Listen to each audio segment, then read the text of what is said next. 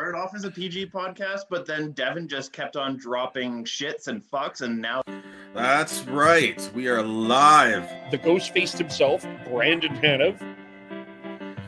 This isn't like the start of last season when it was just, it looked like the Canucks were just a beer league team not playing defense at all. And just before Chris goes, no, I'm Chris, you can actually go now. No, hold on. We have to give more time for coming on late. So. I still had, hold on. All right. Chris, go, and then I got something else to say at the end. So, an elf and a midget in 2 back-to-back games. He's definitely on a friendship tour for sure. Think, I'm okay with him being, the 6'7" defenseman. No! He is a AHL defenseman right now. Look, Shonky, don't mind Devin, okay? We all struggle with Devin, so you know.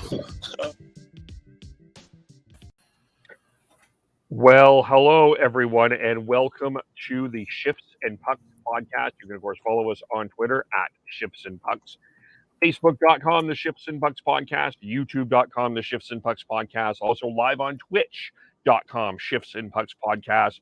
Like, share, and you can also subscribe to the audio wherever you get your audio as well, wherever fine podcasts are sold.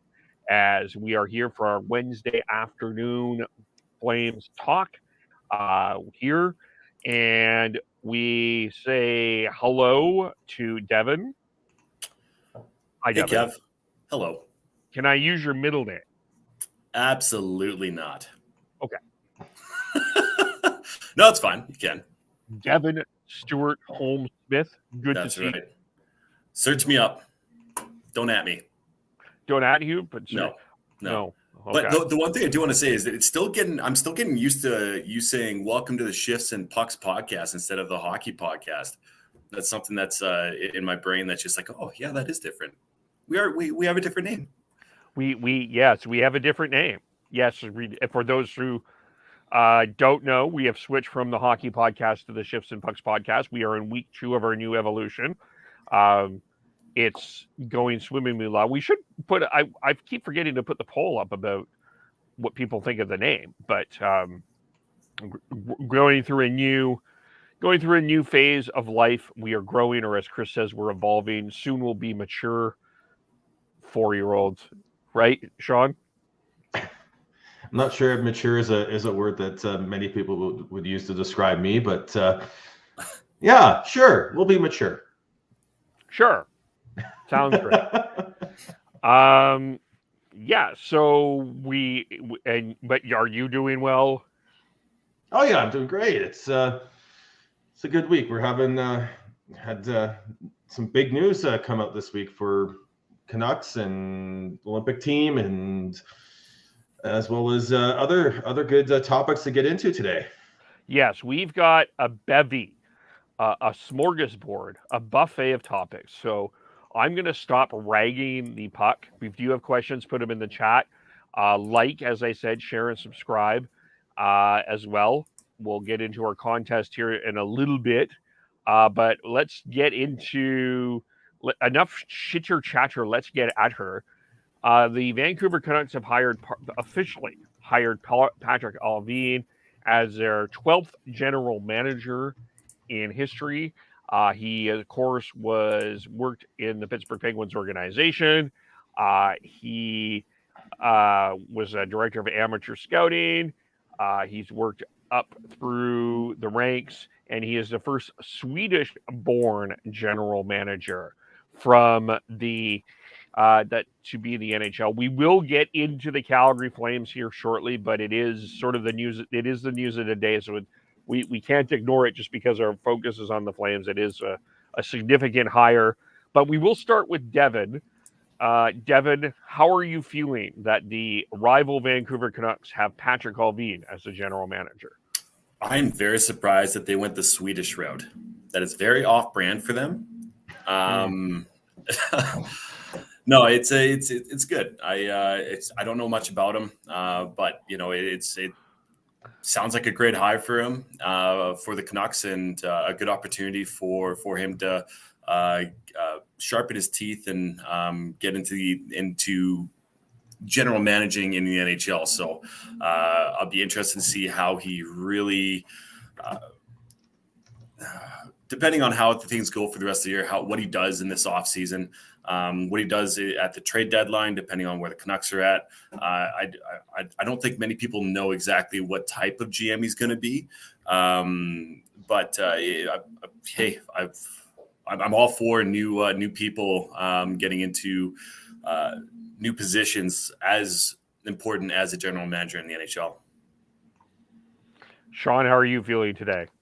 It's good. It's the Allvin was the guy that everyone sort of thought had the inside track right from the beginning. He comes from he's got a lot of experience with scouting, player personnel.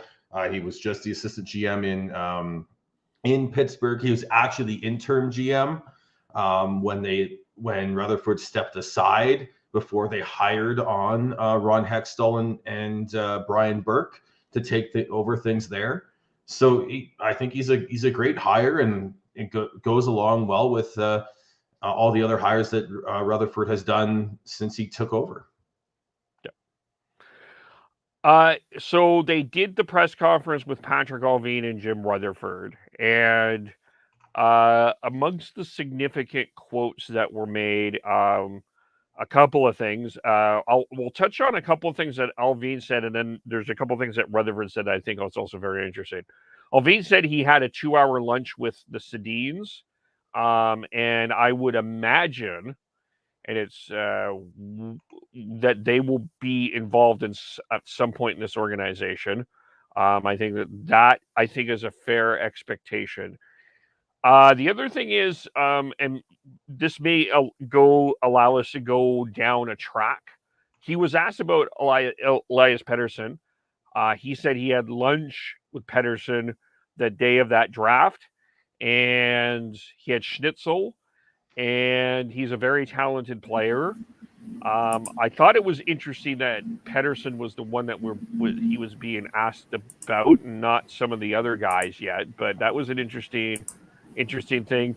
Was there anything else from that? I don't know if you guys had a chance to hear the Allvin press conference. Was there anything that is kind of standing out for you?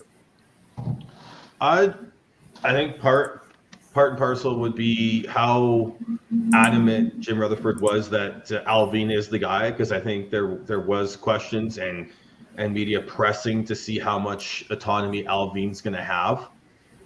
Going with Rutherford overseeing things. Rutherford will have the final say on anything major happening, but it sounds like Allvin has the reins. Allvin has the reins to guide the Canucks going forwards, at least on the short term side of things. And I think he's going to. I think this even bumps back any trade talks back a couple more weeks again, because Allvin, and let alone Allvin, but Allvin and Castonguay both need to be see what this team is up close and personal. Let alone we still haven't really seen anything tangible from Derek Clancy since he became in, and everything there. So I think in terms of the management group led by Rutherford and Allvin, I think they're going to be doing some more evaluations going forwards to see which players they may be looking to shop come deadline or in the summer. Good. Yeah, I don't know much else to say about him, but like I said before, just interested to see what his managerial style is going to be. So I'm stumbling on my words here, but overall, I'm really interested to see how he's going to, once again, depending on how the Canucks do, what he's going to do in the offseason and at the trade deadline. Yeah, I mean, I think that's going to be the sort of one of the questions, is the trade deadline going in, and I think there's already some speculation around that. I am one of the belief that I don't think a huge trade will happen until the off season. I think that we'll probably see player movement, but I think the big pieces will have to be the off season. I mean, just to touch a little bit on last night, I mean, we're starting to maybe sort of see Pedersen turn a corner. The guy that everyone is bringing into the attention that thinks could be traded, JT Miller, made a hell of a defensive play. I don't understand. Anyway, one of these days I'll go on a rant of how defensive plays don't get retweeted as much of offensive plays, because that was a really great defensive play. And then you had Tyler Mott, who scored the shorthanded goal. That's another piece that's out that people are speculating. So I don't think the big move is not. I don't think the big move is happening this season. I think it's happening draft / off season.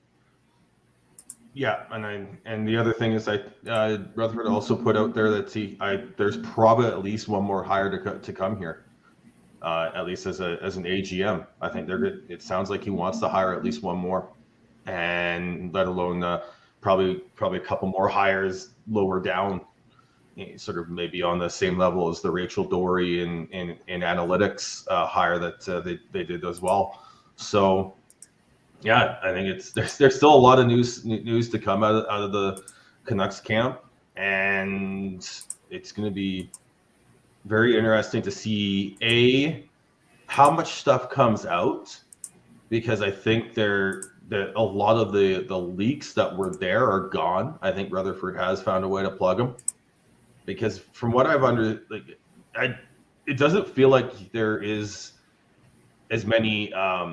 Just like pure on leaks to the media where everyone's like freaks out about something that has potentially to happen. So it's going to be interesting to see how much information is out there for potential moves.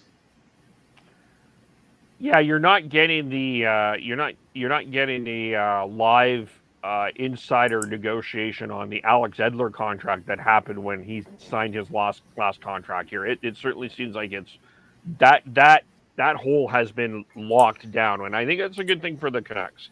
I really do. I really think not having some of that play out in the media world and add some privacy, and I think it will help the organization build, and I think it's a much better way to go. But I did want to get into a couple of things that Rutherford said.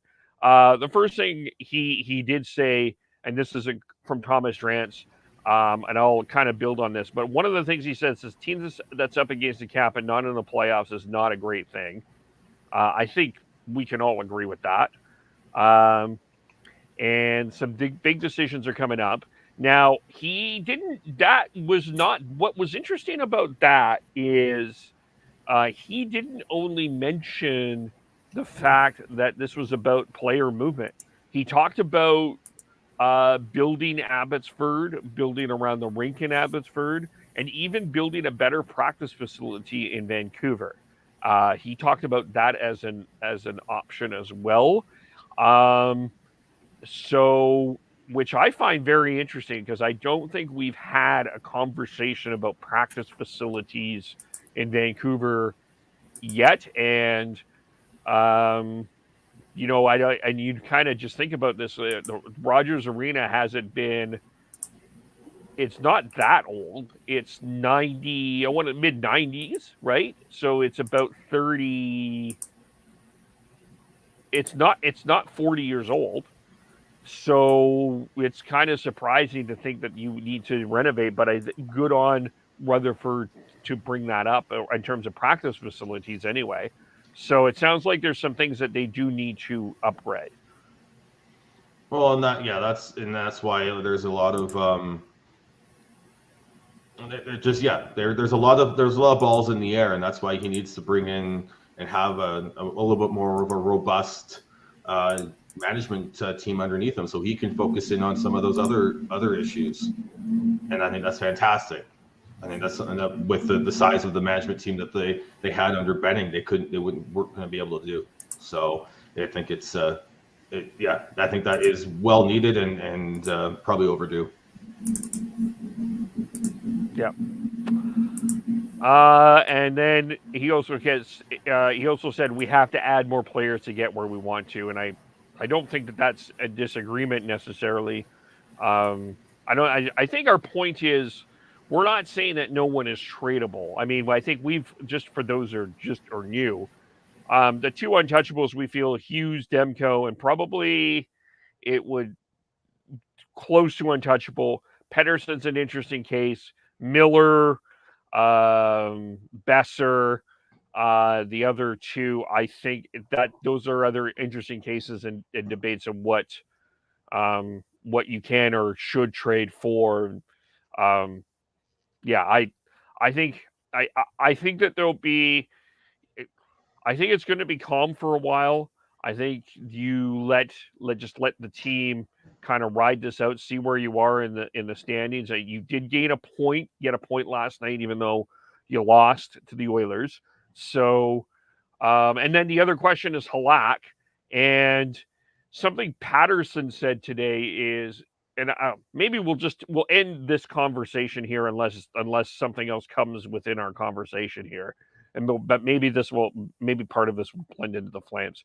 The suggestion is keep Spencer Martin and don't play Halak and have three goaltenders.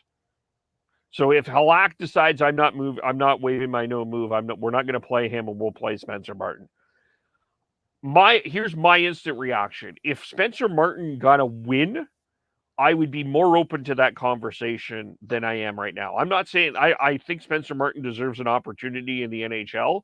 I'm not calling him a surefire number one or anything like that, but he's played well enough other than the Ryan McLeod goal the last two games to say that he at least deserves another look, but he hasn't won yet. If he had a win in one of these two games, I think the conversation about moving on from Halak in some way, shape, or form makes more sense than me. But I still think you'll need Halak near the end of the year, even if you're in a playoff race or not. No matter what the results happen this week with these past three games with Martin and DiPietro, it's way too rash a decision to say trade Halak and let those guys play, in my opinion. So. Or sitting Halak wouldn't look good either. So, well, it depends on what you're trying to prove. Essentially, like where the Canucks in the NHL right now, they're meandering a little bit and not really solidifying themselves. So, if you plan on trading Halak, then I would think that you would probably. In my mind, do about a 60-40 split with Martin to see what you have in Martin. And then you can kind of either, if he does amazing, then you might be able to get something for him at the trade deadline. Or to me, that's not so much a trade deadline deal, but it would definitely help his trade stock go up and get whatever you would want for him, essentially. Yeah, it's an interesting debate. I think it's something that you would make sure you're the person that you should be asking for that, whether or not that's a good idea is Ian Clark. Yeah. And I brought it up because Patterson brought it up as an interesting idea. I'm not sure I don't see it. I'm not sure I agree with it. I just, that's something that's probably going to start floating out there a little bit. But right now, the offer for Spencer Martin to the Oilers is 2 firsts, McDavid and Draisaitl. So, and then when he gets that win, probably Ryan Nugent-Hopkins. That's fair. Okay. Just kidding. Couple chats here. Trippy Walnuts. Bruh, K-Dog on the mic. I don't know who that is. What the heck that is, but okay. I love your rendition of that. Bruh. It's a brah. What? It's brah. Kev, you're so old. You're showing your age. I'm not old. I'm just reading. And you're K-Dog, Kev. Yes, that's you. Ask Dev to say my name. He knows. Trippy walnuts. I could not tell you. Fair enough. Sorry, Trippy. Anyway, Devin, as Dylan says, this has been some very strange Flames talk. You know what? It's 20 minutes of talking Canucks here. You guys had a full podcast. I know it was. I know. I feel like this is. We're moving on. We're going to move back to the Flames here. Beautiful. I'm going to start with only he can say it right. That's what Trippy Walnuts has said. I wonder if this is. I wonder if I think I know who this man is. Anyway,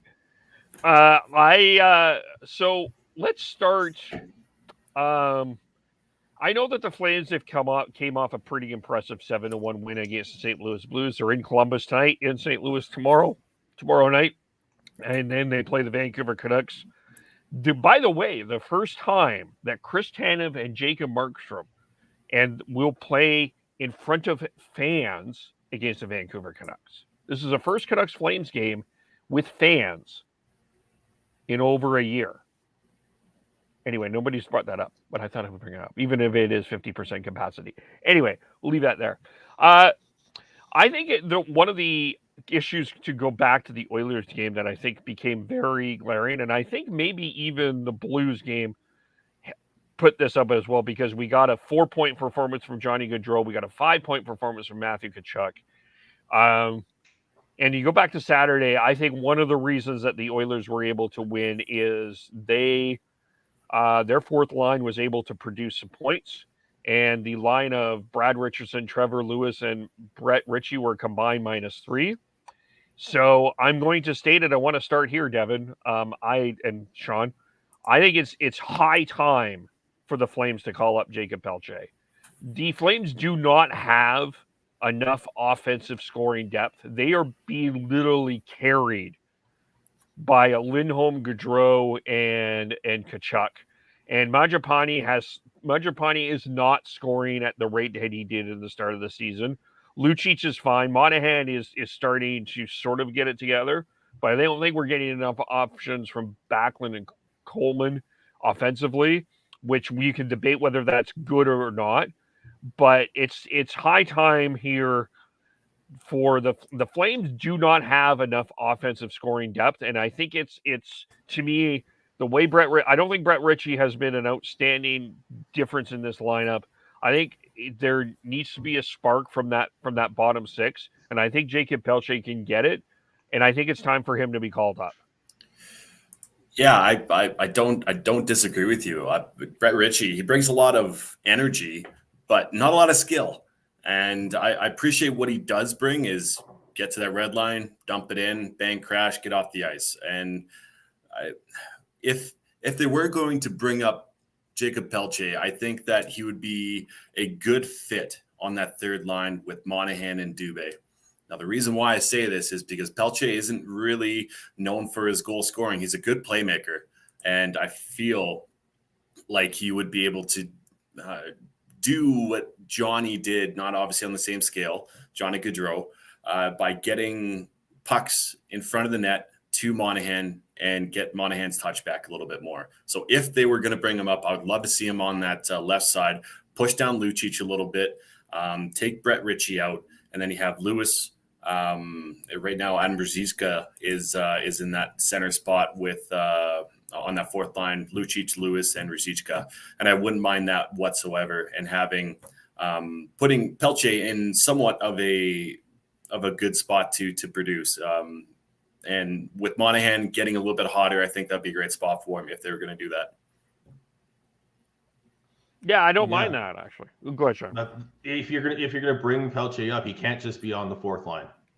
You have to put him in a position to succeed, and I think that third line is the right spot for him. He's not the biggest player, but he plays bigger. He plays as a pest, and I think that would be a good spot for him. Either that, or Mangiapane, he brings a lot of energy and he hasn't been producing lately. Push him down to the third unit, get him a bit of a message, sending a message to him, get him going. And you put Pelletier with Backlund and Coleman. And I feel like that'd be a fantastic fit for him as well, because he's great defensive game. Like, he's a good 200 player or foot player, or as Berkey calls, a 3-zone player.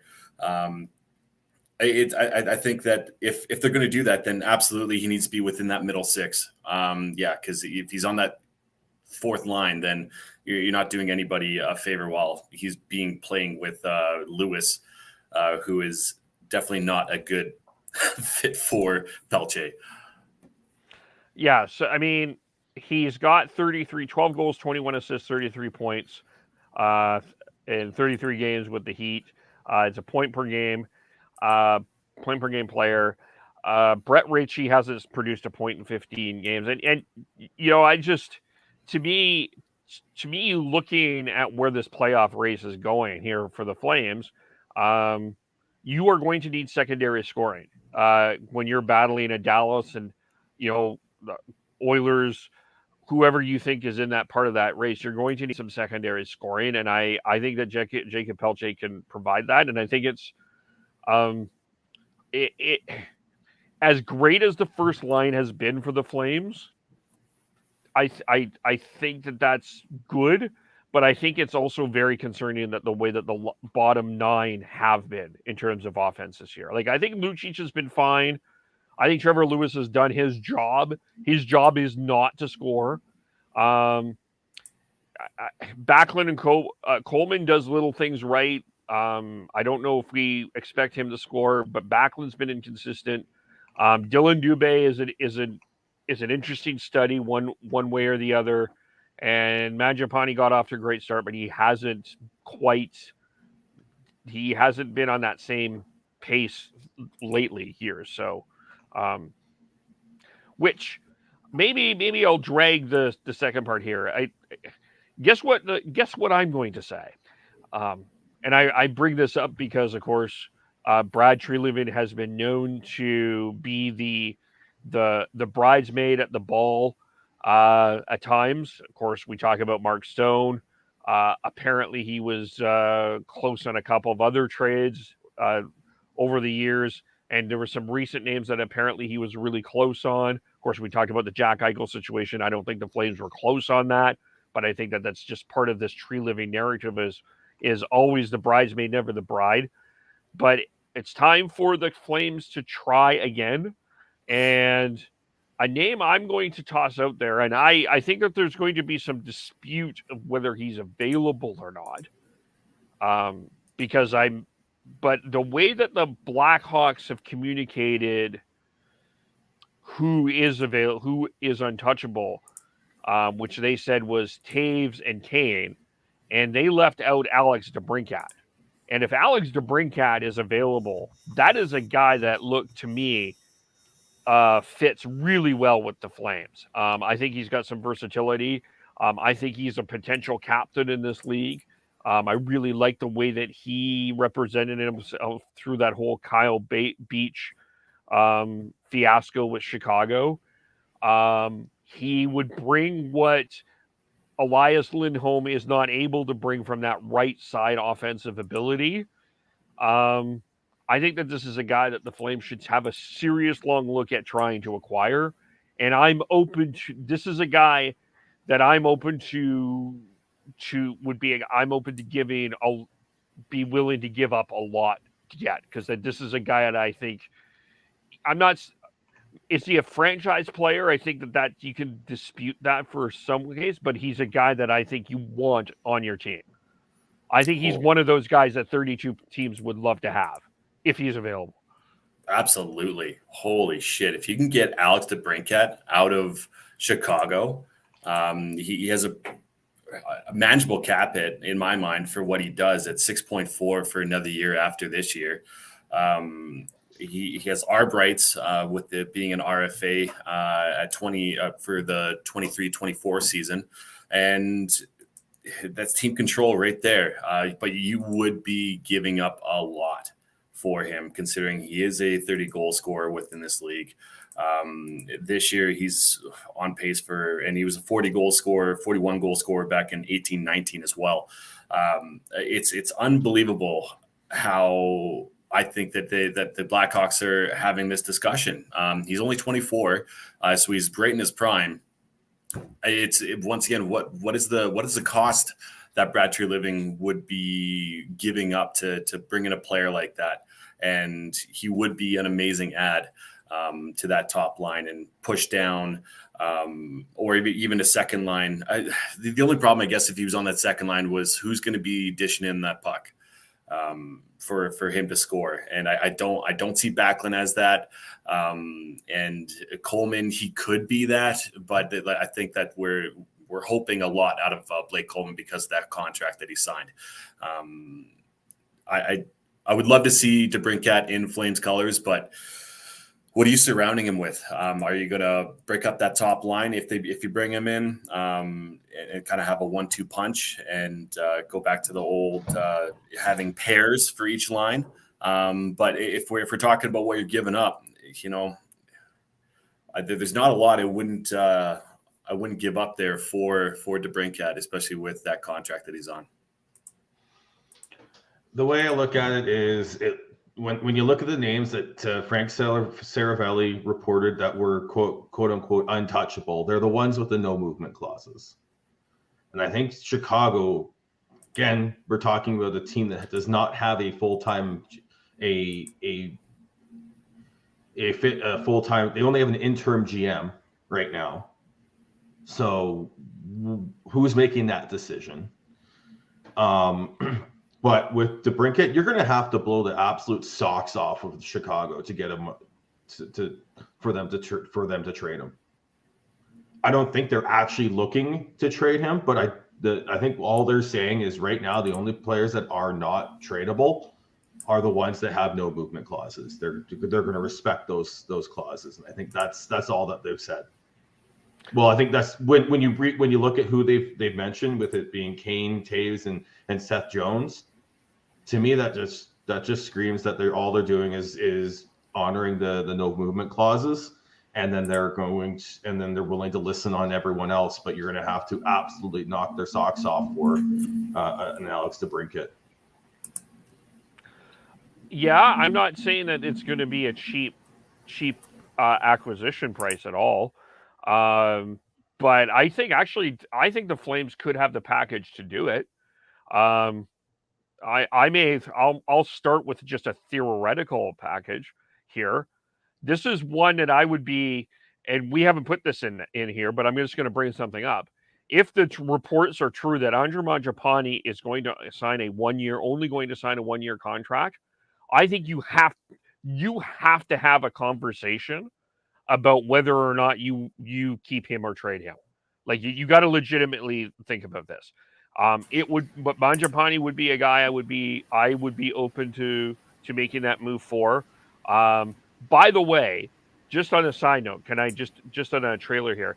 Mangiapane has scored 1 goal in the last 10 games, and he has not scored in the last 8. And his last goal was December 30th in Seattle on the road.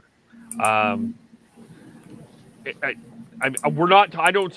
point is I don't think we're talking enough about I get the enamorment with Andre Mangiapane, but I also think there's a legitimate conversation about consistency with Andre Mangiapane too. I think part of that there, Kev, sorry for interrupting, is that he just got off to an absolutely torrid start. Like it was insane. And if you looked at, you knew it was unsustainable. Like he was shooting ridiculous. His shooting percentage was sky high, and he's just going back to what he was never a scorer at that level, but he's not what he's been showing now. It's in the middle here, and he's just coming back down, and he'll have another hot streak here soon. But then to counter your counter on that then the question comes of what you actually pay Andre Mangiapane. Oh, I agree, and that's one of the big. I think that the Flames have 3 very tough negotiations coming up in this offseason for contracts with Tkachuk, Gaudreau, and Mangiapane, because you've got Tkachuk's qualifying offer. Gaudreau's a UFA. Is he like? And he's someone that you can't. If you lose Gaudreau for nothing, that's gonna sting. And then you have Mangiapane, who, like I said, what blew the roof off of the NHL with his start, but has calmed down back to what he likely is, which is a good second line player, which is great. But how much are you paying him, and can you get him locked up long term? Because if you sign him to a 1-year deal, you're essentially walking him to UFA.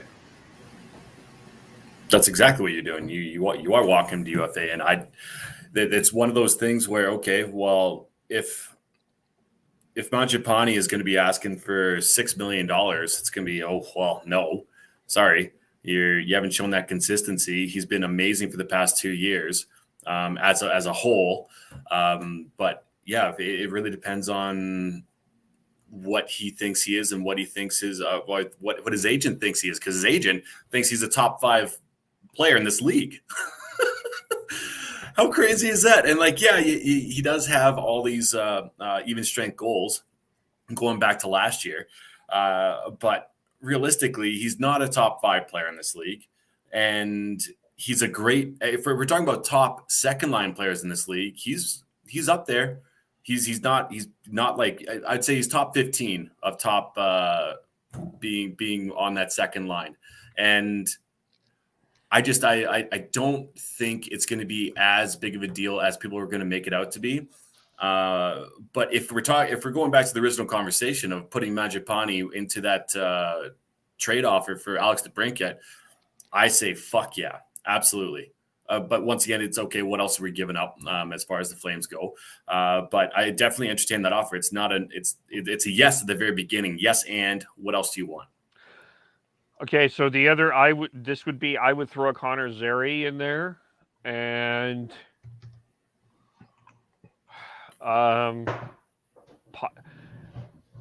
maybe this is where you put in Valimaki, and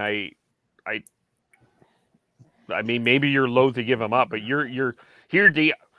Just on the side note here, just before you think I'm insane, the one thing I'm very concerned about, and I think it is actually, I think it's very, very legitimate that Johnny Gaudreau could walk for nothing this offseason. The Philadelphia Flyers had a press conference today that they're going to do whatever it takes to win. And I think they are going to back up the Brink truck for Johnny Gaudreau. Like, I think the Flyers are going to go all in on Johnny. I really do. I think that is going to be a very tough counter. If the Flames are not able to sign him, if he goes to unrestricted free agent, I don't see him coming back. Because I don't think that they'll be able to match the Flyers offer. I think the Flyers are gonna blow Johnny away. Like, if they and.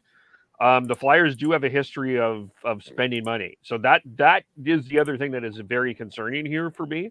And that's why I think if a guy like DeBrincat's available, you have to, even long-term, you have to look at it. But that's why I'm thinking of Valimaki. I don't know if I would give up a first, but I think Valimaki would be part of I'd be open to having that part of the conversation.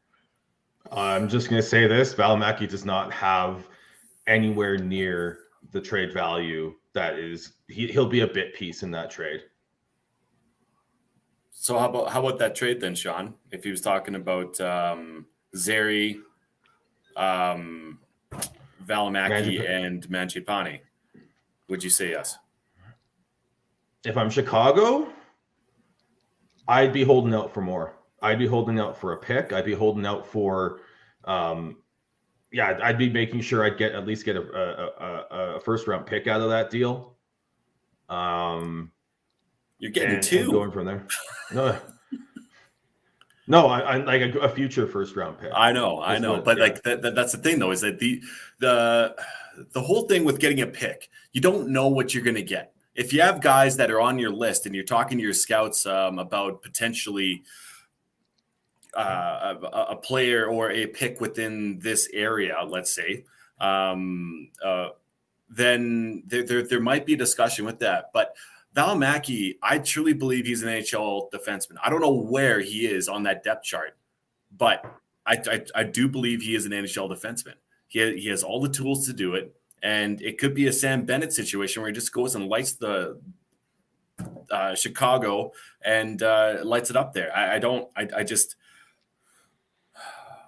If I'm Valimaki, the one thing I will say is I'm starting to wonder if I see what's happening with Sam Bennett, I'm wondering if a fresh start is kind of needed, and I certainly wonder where I fit in Daryl Sutter's lineup, especially when you're seeing him consistently play Nikita Zadorov.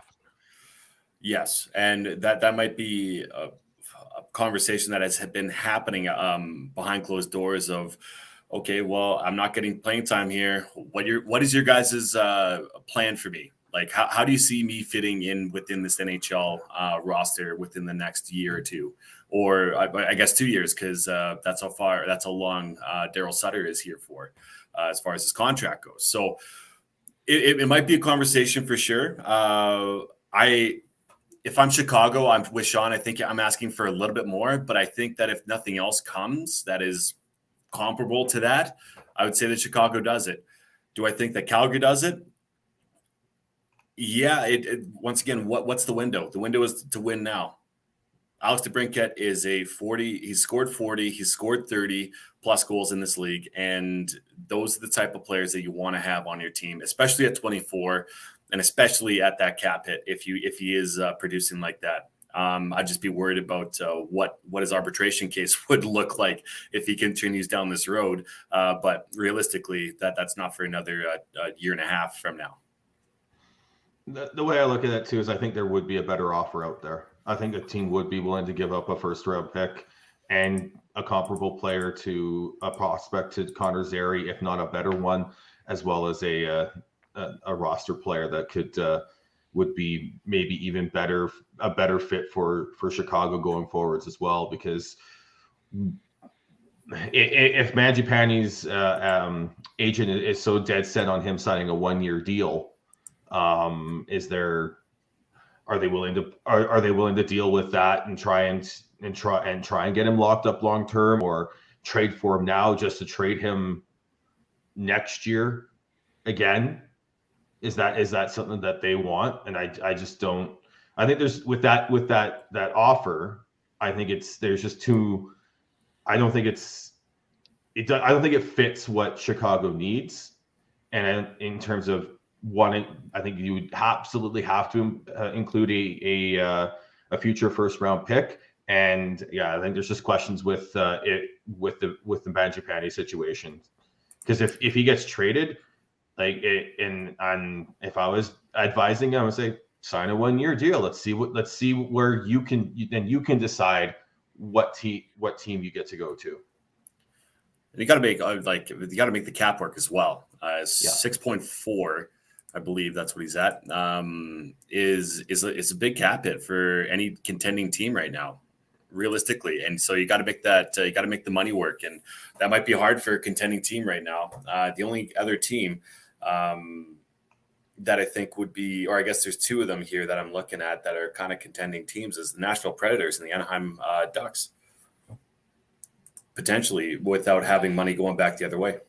Well, the Ducks would have. The Ducks would have some pieces that I do agree that the Ducks would have. See, Dylan, look what I'm doing for you here. I'm showing you some love here. The Ducks have some pieces that I think the Blackhawks would definitely be interested in, for sure. The thing with the Ducks is I think they're looking more blue line than anything else, because I think there's question marks on what they want to do with Hampus Lindholm and Josh Manson after this season, because they're UFAs. Yeah, that's a big question there.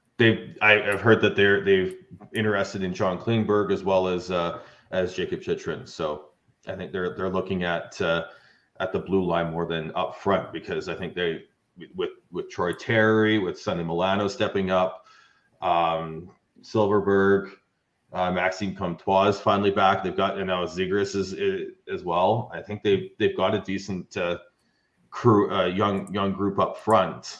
I'm not saying they wouldn't be in on the brinket but I think they're more focused on trying to build that blue lineup that more than anything else. That's fair. And I mean, sorry, go for it, John. I'm gonna go off on a bit of a tangent here. I was going to say with Nashville, I think that's a very interesting idea, though, because I think they do have. We all know that their blue line's pretty solid, with being spearheaded by Roman Josi. Matthias Ekholm's really is a solid defenseman, and then it goes down from there. And UC Saros is playing out of his mind this season. And up front, I just think they have a decision to make with Philip Forsberg. So what happens there? Yeah, I could see. Yeah, Nashville's a good spot. The one thing that we did touch on for a little bit, or Kev did, was about Johnny. And Philly could definitely give him a good offer, but man, don't watch out for New Jersey Devils. Yeah, that too. And who doesn't want to wear a jersey that says Jersey? That's the selling point. You get to wear a jersey. As long as it comes with a hat that says hat. Yeah, yeah.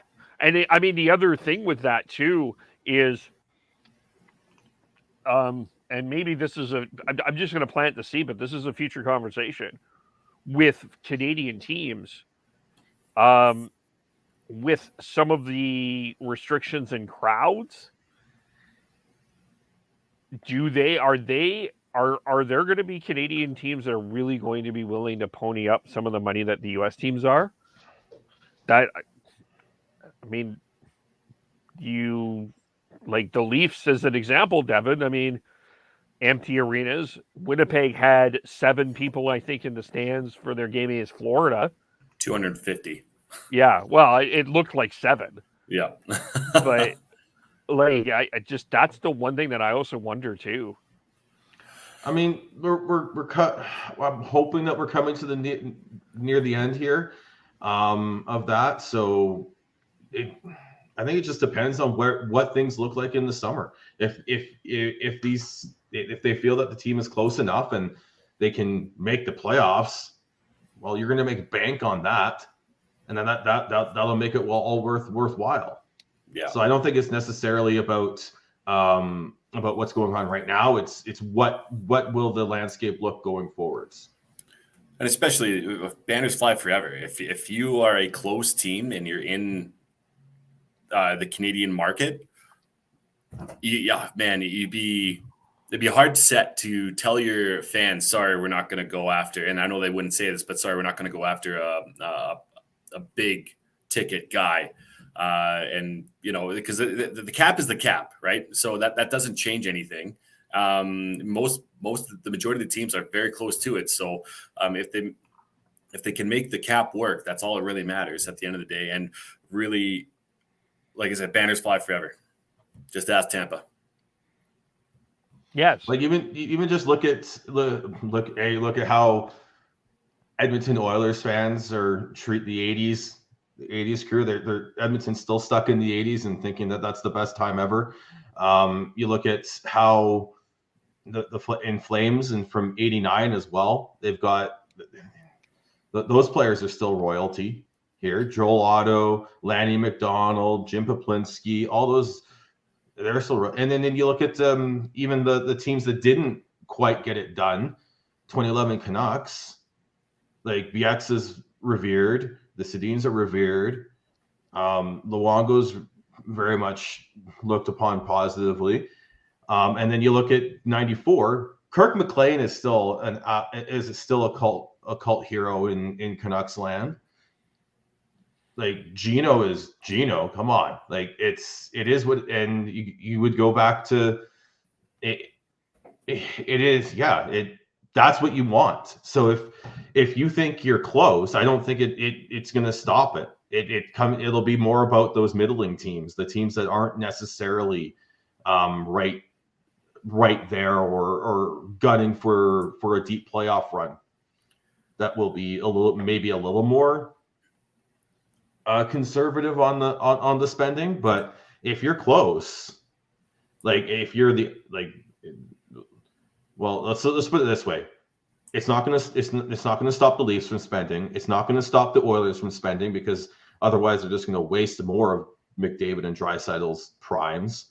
I don't see it stopping the Flames from spending. I think they feel that they're close enough that they need to make if they can make the right move, right signing, right trade, and add and spend to the cap. I think they do it. I don't think it's going to stop the Canucks, because if the right move is there. But I think it's going to. But maybe Winnipeg's always been more of a budget team, anyways. Ottawa, it's Ottawa, and the Habs are on a rebuild. Yeah, and the Habs are in a rebuild too. So the teams that are close or have the money, I don't think it's going to really affect them. And I think it's more what does the landscape look like going forwards, as opposed to what it's like right now. And I'd be kicking myself if we didn't go down the 04 route, just like Sean went down the Canucks route there. Martin Gellina. You have Christoph Oliwa, Ville Nieminen, Rhett Warner, those type of players, Steven Reinprecht. Like those are the players that are really, like Sean said, revered within the city. Everybody remembers the 04 run, the Red Mile, what that meant to the city. And especially right now, you really want to make sure that you are a parent of the reverberation of having a playoff atmosphere in this city. A lot of restaurants here are not doing that great. A lot of them have really struggled. And God, imagine if a playoff run went to the second or third round, or even Stanley Cup Finals. Holy shit! Talk about it gives me chills. I love it. Oh, it's so good.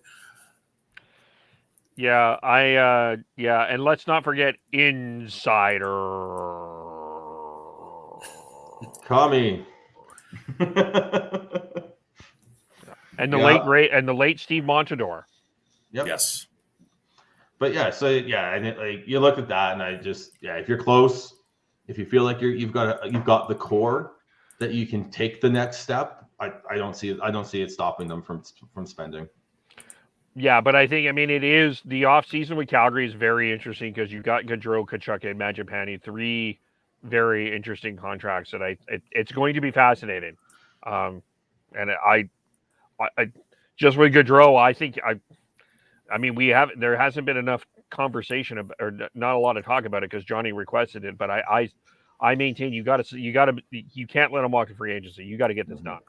Well, it's not going to get done during the season. I'd be very surprised if it did. And if it's going to get done, it's going to get done. It has to get done right now.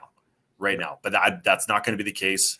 He will either, get traded at the trade deadline for something, or I have a hard time thinking that if it does go into the offseason that I'm with you, that Calgary does re-sign him, because like you said, I think that there's going to be a lot of teams, especially on the East Coast, that are backing up that brink truck. As much as Johnny loves Calgary and what Calgary can bring, there's a lot of better situations out there that could be very advantageous for him to sign there long term. All right. With that question, who do you prioritize first in terms of if you're going to have to prioritize those expiring contracts to get one done first? Who do you prioritize first? Oliver Shillington. Well, that's another one. Right? He's someone who we haven't talked about that does have an expiring contract here. But I would say Tkachuk first. Because if you get Tkachuk, then it gives Johnny Gaudreau a little bit more leniency towards Calgary, because Tkachuk is staying in that top line. He will produce, right? So I don't know if it would be. I don't think it would be. I don't know if it would be Johnny, even though he is an amazing player. I think Tkachuk would be your number one priority. But fuck, if you're playing that game and the way that the Canucks are and have known to, have contract talks, that might be a risky game. I'm going to disagree with you, Devin. And it's not that I don't love Matthew Tkachuk, but I think it's Johnny.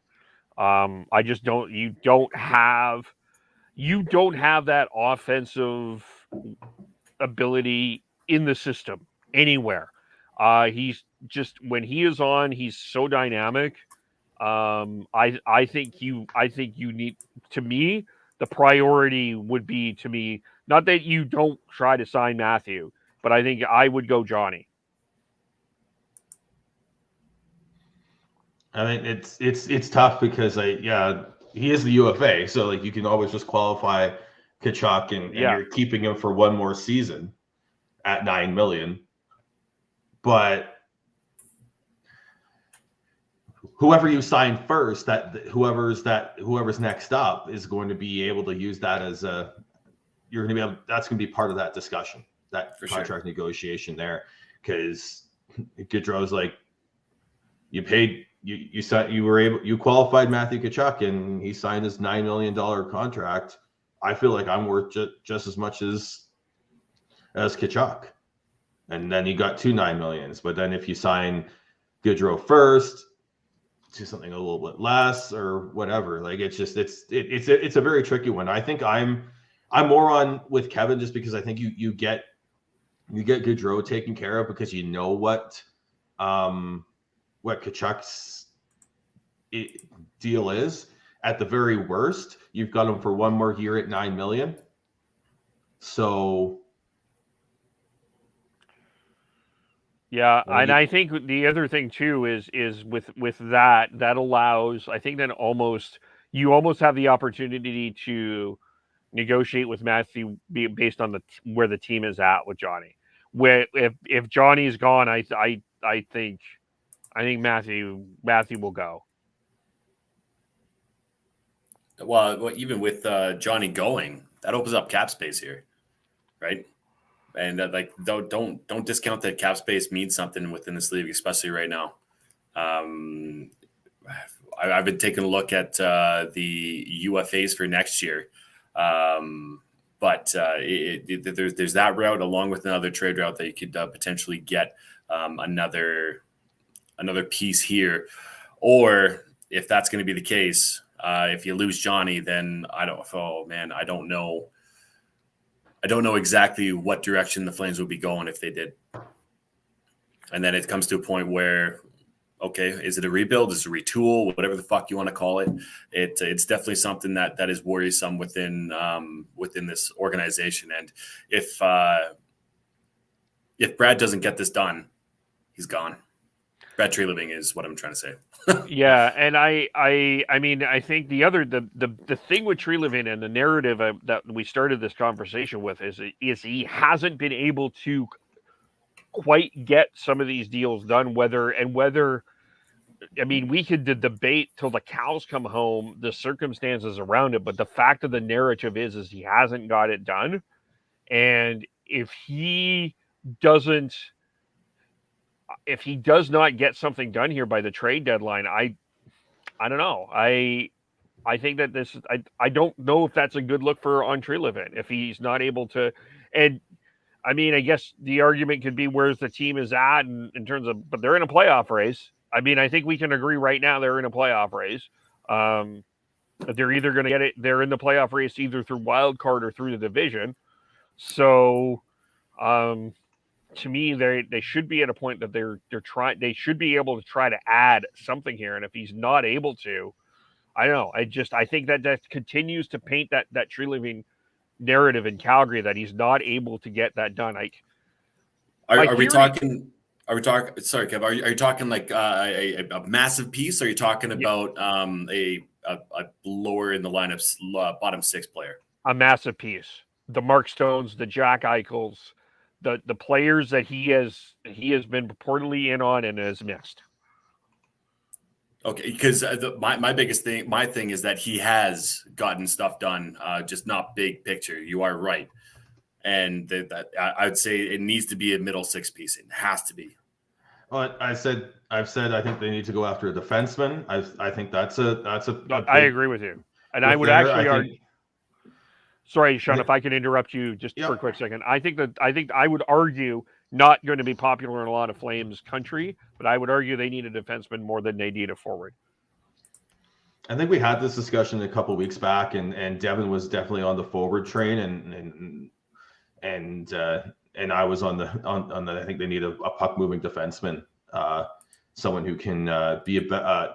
Well, honestly, if they don't have a true power play quarterback up on the blue line, they don't have a true game changing puck moving defenseman on the blue line. So I think that's if I was running things, that's the number one spot I'd be looking at, not at forward. But there's merit to making a big deal up for a forward as well, because as you said, they're outside of that first line. They're not getting enough scoring from the second, third, and fourth lines. There's one player that we have not talked about, and it actually hasn't been talked about that I've heard at least, and his name is Joey Playoffs, Mr. Joe Pavelski. Dallas is not giving him up. I'm sorry. Hold on, Kev. Hold on. Let me make a case here. All right. This is his last year on his contract. He's 37 years old. $7 million UFA. Dallas is listen. The Central's too good for Dallas for Dallas to make the playoff as of right now, the way I see it. And Jamie Benn, Tyler Seguin are not taking them to the playoffs. I'm sorry. It's not happening. Okay, so I'm going to have to respectfully disagree with you on this. That Joe Pavelski, Jason Robertson, Rupe Hintz line is dominating the league. Joe Pavelski is a top 10 in scoring right now. Yep. And the Dallas Stars are currently sitting in the second wild card spot. And I actually think they have a better shot than people are giving them credit for to get into the playoffs. I think they have the same problem as the Calgary Flames.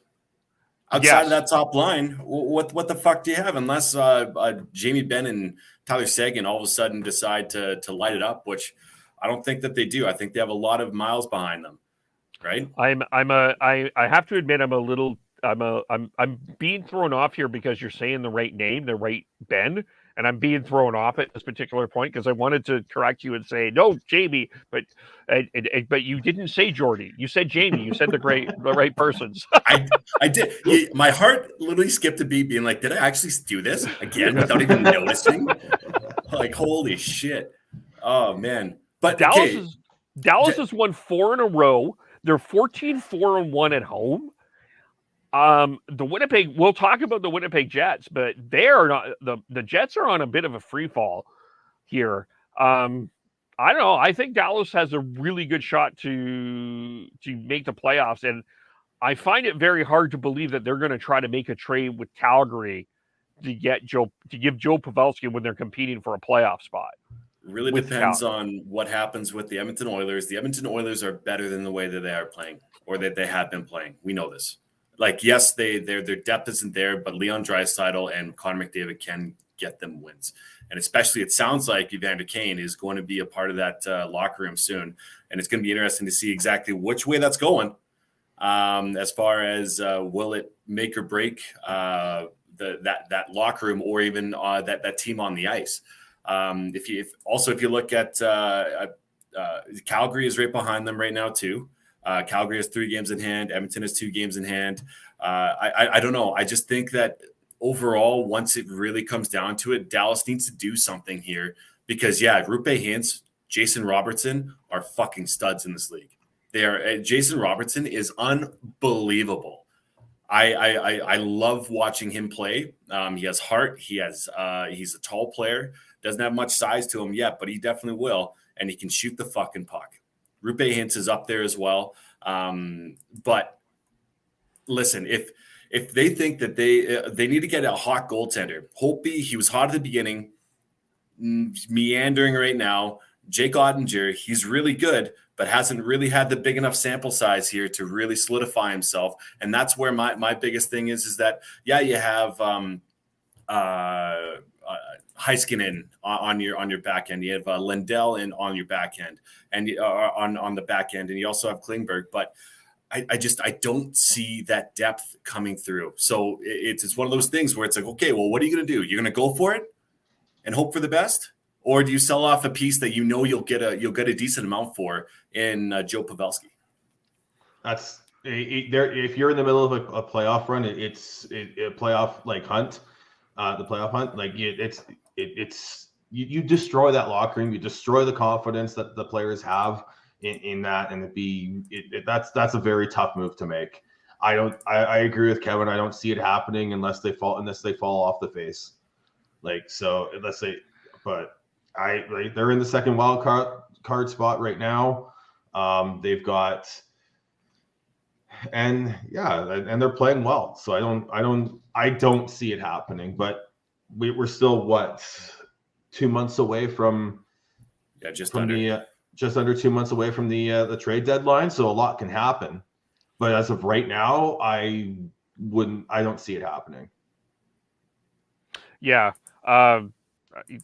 We'll touch on the Jets here, but the way that it's looking right now, I still think Dallas will be there, but I see a lot of your points. And I mean, you have that Klingberg question hanging above you too. Dallas is in an interesting spot for sure. If you're the Flames though, like, is there? They've been calling on JT Miller. Is that something that would be palatable for Flames fans? Because the price will be high. The price will be a roster player, a prospect, and a first.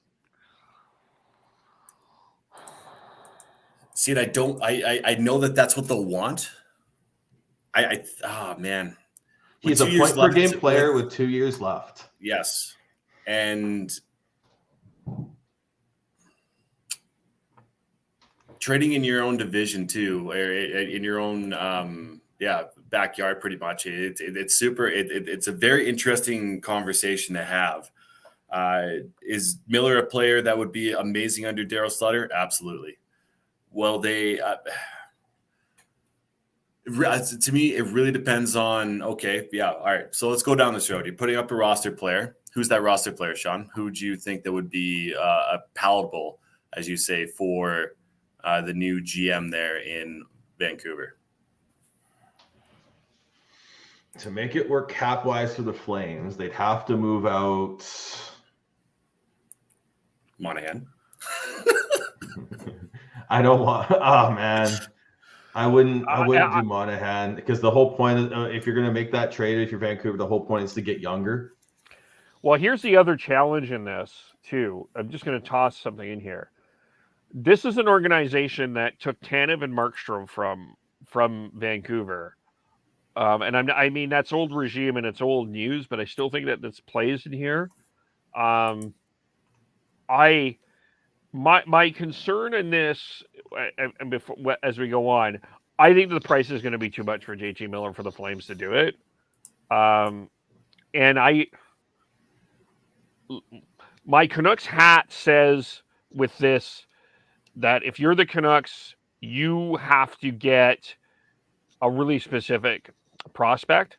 And if I'm the Canucks, I guess sorry, I'm already interrupting, but this trade, I'll toss two names from the Canucks perspective that I think may get it done. Matthew Coronado would have to be part of that trade. And I would actually toss in the name Michael Backlund. Nope. Nope. He's 32 years old, and he has 5.35 on the cap for the next 2 years after that. The whole point of that, of moving that, would be to A, free up some cap space, and B, get younger. But I guess that to me, I don't know how this is a fit, because Monahan, okay, maybe Monahan's at 6.3 at 27, has some health issues. Again, not a fit. Yeah, Hold on. Let's go down that road a little bit, just a little bit. If you have, it's going to be, if as of right now, it looks like it'll be 2 roster players, a first round pick, and a prospect. Realistically, there's not a for sure yes player on the Flames that I think that the Canucks would be like, yep, that sounds great. But I could see a Monahan. Oh God, I don't see it working. I'm sorry, I don't see it working. I think it's an interesting fit, but I don't think Calgary has the assets. Because the one that I look at, and again, it comes back down to what we talked about previously. Would they be willing to try and figure out how to get Mangiapane signed long term? It's so that was my second player. So it would be Monahan, Mangiapane. At that point, it's like, okay, well, maybe a second and a prospect, because that's. I don't think that, or you do a B-level prospect within that, because Mangiapane is probably he's right in that age range where you have your core. If you're the Vancouver Canucks, he's right in. That's why I looked at him. It's because again, I don't want Monahan as a Canucks fan. I don't see that as a fit. I don't see that as I don't see him having the much value right now. So, and that's literally just no. Let's bring Luch home. Yeah, there you go. The Moj would be happy. I'm with you, Dev. I don't necessarily see the fit assets wise to make it work, because I think they would have to get one of Pelletier's area, Coronado, a first, and then a roster player, and then you still have to make it work cap wise. The only other people, or the only other players that you're looking at here, is potentially a Noah Hannafin or a Rasmus Anderson, and that doesn't make the cap work either, right? No, and that I wouldn't mind Anderson though. But talk about depleting blue line here. That we've already talked about it. Where I think the blue line is passable. It's not amazing. It's not terrible. It's passable, and that's where my mindset goes to. Okay, we need to get another second line, or get a second line scorer or playmaker or whatever, a good player, because it is the blue line is passable. And so giving up one of those guys for a JT Miller, I don't think so. Yeah, it's a tough one. What we've talked about, we tossed the idea of Besser. Is that more of a fit? No, that's you're looking at it at basically the same, the same, if not a higher price.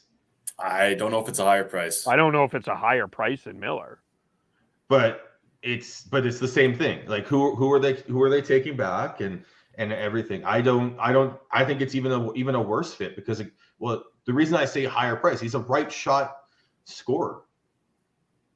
Yeah, that's the appeal for the Flames. And he fits exactly what the Flames need, and it's a high. It's something that is a high in need asset type in the league. And again, like what are the Flames giving back that makes it worthwhile, especially within division? Yeah, I think it'd be very similar for sure, but I think that Miller gets more than Besser does. Miller has that versatility that you'd really want. He can play up and down the lineup. He's gritty as fuck, and he can score. Besser, I know you're probably gonna hate this, Sean, but he's a one-trick pony. Yes, he's gotten better defensively. You have not watched him enough, and if you're calling him a one-trick pony. Okay, well, but like realistically though, yeah, he's gotten better defensively, but he's pretty much a one-trick pony. He shoots the puck. We'll have to. But so we don't go down another rabbit hole. We got a few other things to cover today. we can cover that in another episode. Brock Besser is a piece of shit. I'm just kidding. Yeah. The only other Flame one I wanted to, because you talked about, Devin, you just mentioned that the Flames defense is passable. We see on Twitter the Bedorov or the Branson combination. Connor Mackey was called up to the taxi squad. Do we see him soon? I don't. Well, if he's called to the taxi squad, I would love to see him. I don't know how he's doing down in Stockton right now. He's not. I don't see him as a goal-scoring defenseman. He's, if anything, he would try and bolster that defensive side of the game, or maybe a bit of a two-way player, two-way defenseman. But overall, I think that you got to see what you have. You have to, and especially, I mean, Zadorov. If you didn't see Zadorov's goal, that was a hell of a goal that he scored last game. I was very impressed with it. It's just the consistency of Zadorov isn't there. He isn't. Yeah. I mean, if you're a Flames fan, you know exactly what I'm talking about. He isn't quite there within a overall defenseman. He has all the tools, but the consistency isn't there. So I would love to see Connor Mackey in the lineup and see what he can do. And Gudbranson, I really don't mind Gudbranson. I think that he does a good job, but he isn't. Gudbranson isn't one to help bolster that third pairing and make up for Zadorov's mishaps. And look at me saying that as I was livid at the beginning of the year that Gudbranson was a part of the Flames. So it kind of goes to show. It goes to show how well he has played. I don't think he's been. I don't think he has been as bad as some people are making him out to be in Twitter world. And I think he's been better than some of his other previous stints. And what I like about him for the most part is he's been fairly calm. Like, it's not awesome. This isn't high-level defensive play from Erik Gudbranson, but he's getting the job done. My frustration with Zadorov, and I know that when I say this, people would laugh, but Zadorov has got some skill to his game. Like, you brought up the goal, Devin, as an example, but that's not the first time he's taken one of those shots and potted something in. Like, he has some skill to his game. It is just so unbelievably inconsistent. That is what's so frustrating. Like, you'll get that goal, you'll get a really good defensive play, and then you also get a brain dead penalty. Or brain dead, like first pass out. Yeah. It's crazy how he can't just hone in just a little bit more. And even if he limits his mistakes by 5 or even 6 a game, those are the 5 or 6 that brings up the warts within the Calgary Flames, because it causes scoring chances on Markey. And it's hard to predict. And that's the other thing, is that he's so unpredictable in what he's doing.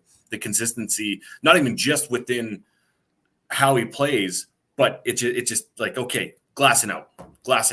Or let's make a pass. Make a smart pass, not pizzas up the fucking middle. Yeah. So, yes, I would love to see Connor Mackey. Because you know what Zadorov is. And you can always go back to Zadorov. But we don't know what Connor Mackey is. We don't know how well, even going down the road of Juuso Välimäki. Would love to see him playing. But right now, Juuso Välimäki, I think that there was that comment at the end of the year last year from Lucic saying that people are entitled. I think Välimäki was entitled. And that didn't sit well with Daryl Sutter. So Daryl has flexed his muscle and be like, all right, kid, go show what you can do for me down in the AHL. See how well that goes for you. And Connor Mackey, he's not really entitled. He was a college free agent signing for the Flames, and the Flames are high on him. So yes, bring him in. Let's see what he has.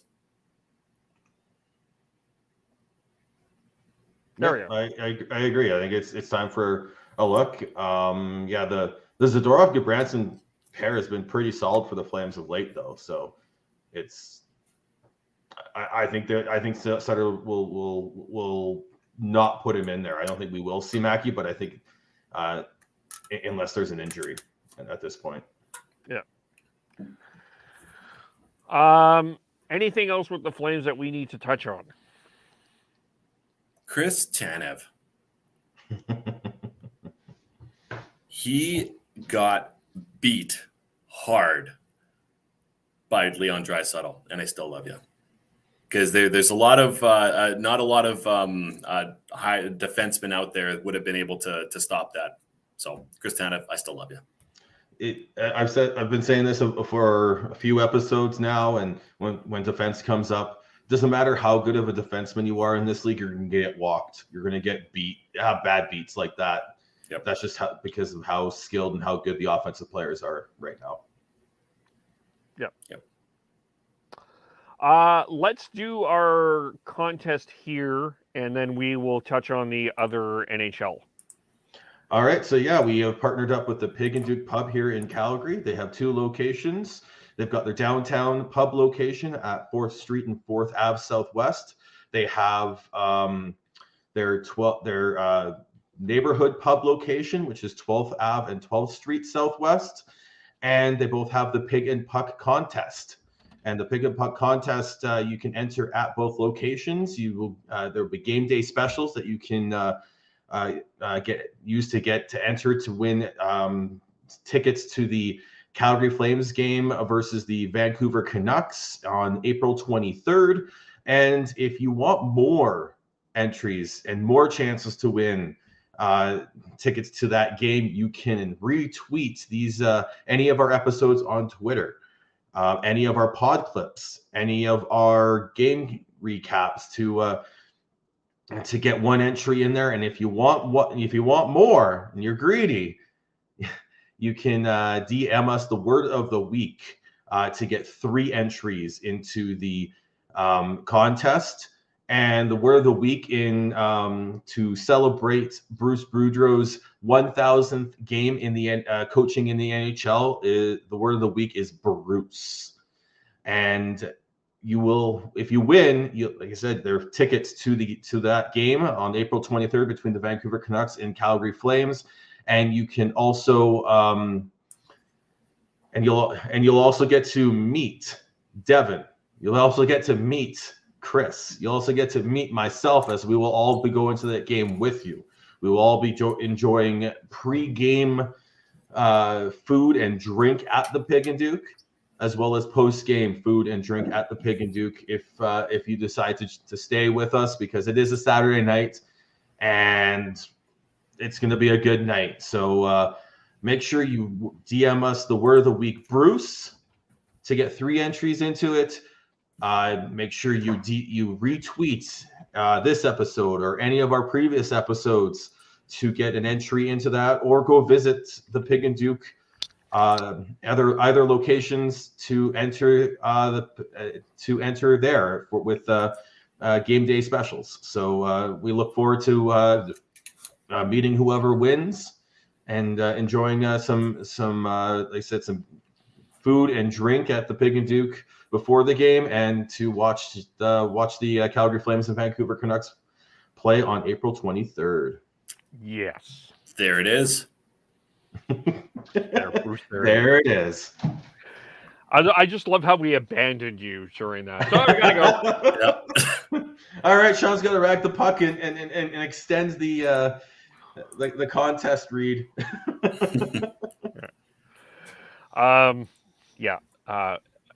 All right, now let's get to the other NHL, and we're going to start with the man that got everyone on hockey Twitter angry last night, Aaron Dell. Native Airdrie's own Aaron Dell. Back on Monday we had a chat about Clark Gillies, and I remember specifically saying that Billy Smith's style of goaltending wouldn't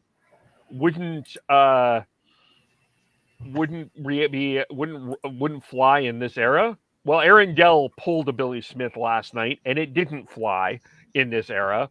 And Drake Batherson is going to be out for a significant amount of time. He's going to miss the All-Star game. Brady Tkachuk is replacing Batherson, but it's a huge loss for the Senators, a really talented center. But on top of that, with an ankle injury, but the Ottawa Senators en masse came out and pretty much said that this was a dirty play, which leads to, is there going to be an actual watchable Sabres-Senators game, first of all, the next time they play? But the second is, this needs to be a big suspension. And I know that we don't suspend goalies here, but like that was such a careless play that I think the book needs to be thrown. I mean, I know the Sabres may have to go with an empty net for a while if you suspend Aaron Dell, but he's got to be suspended for this, no? Yeah, he is. He does have he does have a hearing with the NHL about it. Let me just quickly look up to make sure we know if it was in person or not. But he is having and I think he will be suspended for, I don't know if it's going to be a lot.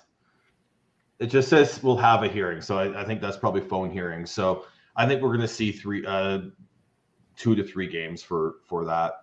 And it was unnecessary and a dirty play. Listen, goalies, if you want to get involved with the play, by all means, get involved with the play. But be ready for a fucking hit. If that's going to be the case, if that's the way, I know this is only one goalie, one time, but no, it isn't one time. This is not one time from Aaron Dell. Yeah, he has done it a few times. That little extra hit while trying to run a pick for his defenseman. Well, he did it to Mark Stone. He did it to Sam Bennett. He better be ready because someone's going to fucking run him.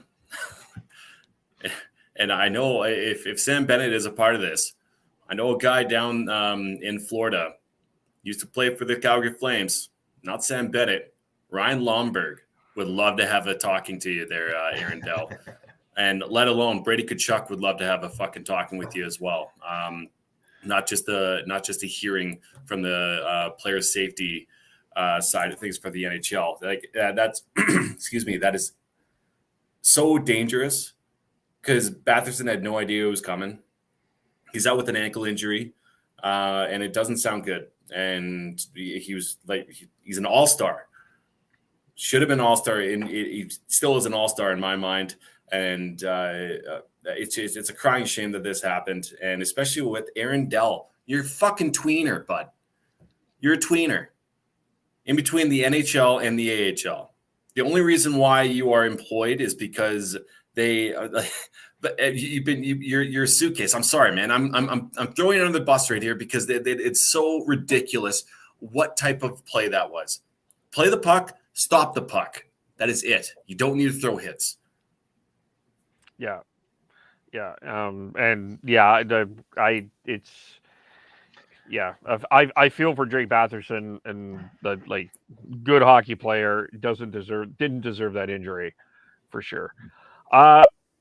Yeah, if I was a Senator, I would have zinged one up by his ear. Honestly, every shot you get, you go for the head. I know it's old school. Legitimately but that's what I would have done. I think the Sabres are going to have to move Rob Ray between the benches and actually have to dress him for the next time the Sabres play the Senators. Either that, or he's going to be right in the middle of another Senators and Sabres line brawl with goalies going at it, because he was between the benches for the 2007 line brawl when Marty Biron and Ray Emery went at it, and then Andrew Peters went after Ray Emery as well. So I wouldn't be surprised if we see something like that next game on February 17th. Or you know what I do? I go on my strong hand, go wide, rip one right up top chair, and then just run them and be like, hey, how do you fucking like it? Right? Holy shit. And obviously, you don't want to hurt the guy, but it's not an eye for an eye situation, but it's more so just smarten the fuck up, man. Send a message. Yeah, exactly. Can't remember who says it. It might be Merrick or something like that. But hockey is an intimidation game. I think actually Friedman. That might be a Friedman saying, but it's right. You intimidate with speed. You intimidate with size. You intimidate with physicality. You intimidate with offensive prowess. Hockey's an intimidation game. Send a message. Yeah. Yeah, and if you're the Senators, I don't. There's nothing much else to say. I agree with pretty much everything you've said on that. Well, one other thing though, and if Aaron Dell doesn't play again, I think that just goes by the wayside. It doesn't mean anything because it's not anything against the Sabres. It's against Aaron Dell. So we have to hope that Aaron Dell is playing in net February 17th when they play when the Sabres play the Sens. But if you're the Senators, then my counter argument to that: if the Senators do nothing the next time the Sabres play, and I know I'm not a guy that likes I'm not one that is necessarily on the revenge tour, but I think that one of the things that if you're a rebuilding or regrowing team like the Ottawa Senators, you better damn well establish that you don't hit your Drake Bathersons. That has to happen. And if they do nothing in that Buffalo Sabres game, that tells me a lot about that. That screams red flags to me about the Ottawa Senators. If Aaron Dell plays or not. I do think that there will be something no matter what. But it'll just go to another degree if Aaron Dell's in that. We might. I might make sure I go to a pub and be screaming goalie fight like I did back a couple of years ago when we had the Flames and Oilers go at it. So Smith and Talbot. Yeah. See, that my only counter argument to that is that you don't want to do that, but it's Aaron Dell. Like I said, you're going to do it for an AHL goalie. Like, I know you got to send a message, and I don't think that I don't doubt that there's going to be something that's going to happen, but it's just one of those things. It's like, what? Drake Batherson is a core piece of your organization going forward. Absolutely, 100%. But to me, it's not a Senators thing. It's not a Buffalo Sabres thing. It's an Aaron Dell thing. Aaron Dell, like I said, is a tweener. As far as I'm concerned, if I was on that team and he did that, I was, you fucking idiot. Like, what are you doing? I wouldn't have his back. Because that's such a stupid, selfish play. Stupid and selfish. It's just funny because I'm pulling up the goaltending. They've had the Sabres have had 6 goaltenders start. Yeah, they're literally out of goaltenders right now. They literally Rob Ray may not even have to play on the bench. They may have to bring out Matthew Biron to play goal for that game. It might have to be an old Sabres Legends night. Totally. Rob Ray, Matthew Biron. Aaron Dell got claimed off of waivers, if my memory serves me right, from New Jersey. He started with New Jersey, and then he got claimed off of waivers to go to Buffalo. Kind of shows you where they're at, or where he's at, I should say. Tokarski has played 14 games. Aaron Dell's played 12. Ukko-Pekka Luukkonen has played 9. Craig Anderson is still putting on the gear, and he's played 6 games. Malcolm Subban's played 4. Michael Hauser's played 2. Like, it's goaltender by committee. Yeah. Yeah. It is the E-bug of the National Hockey League. So it's I'm more on Kevin's side here, where I think that there will be something that happens. But if Aaron Dell is playing, watch out. You got to hope that he is, and especially for those ratings, like you said, it's going to be an exciting bottom tier game because it's going to be welcome to the jungle. We have fun at games. Is there a care in the world that Keith Yandel is the new Iron Man in the NHL? I think it's quite the achievement. Like, that was something that we never thought would be beaten. Let alone he survived not missing a game due to COVID during all this. It just sucks that he was on Florida for a while there, that when they weren't doing well, and then now this year in Philadelphia, where they're now on a 12-game losing streak. Like, Arizona. He's done it, but it hasn't been with, like, well, he's been playing on competitive teams, unfortunately. So I think that's the only thing that kind of takes away from it. It's an accomplishment for sure. I'm at a point where, what have you done in the league? And he's been a power play specialist forever. But overall, it's like, I don't know. It gets to a point where, how effective are you at this point? Are you just being played for the sake of just being played because of that streak? I don't know. Ask Andrew Cogliano how he feels about that. He was on that Ironman streak, and it got nixed because of I believe it was a coach, wasn't it? No, it's a suspension. Oh, suspension, right. And I don't know. How effective are you? That's my point. And I'm not like, good for you, well done, but let's move on. The Philadelphia Flyers are it's such an interesting. I mean, we expand on this maybe future episodes. I mean, you got the Flyers are a very interesting team. Because I think they made the move for Ryan Ellis in the offseason. You made the coaching change. You tried to get some things done to improve this team, and it just hasn't happened. And you can't really rebuild in Philadelphia. You have to contend. So it's a very fascinating situation overall there. But like 12 in a row. Yeah. They're a mess there.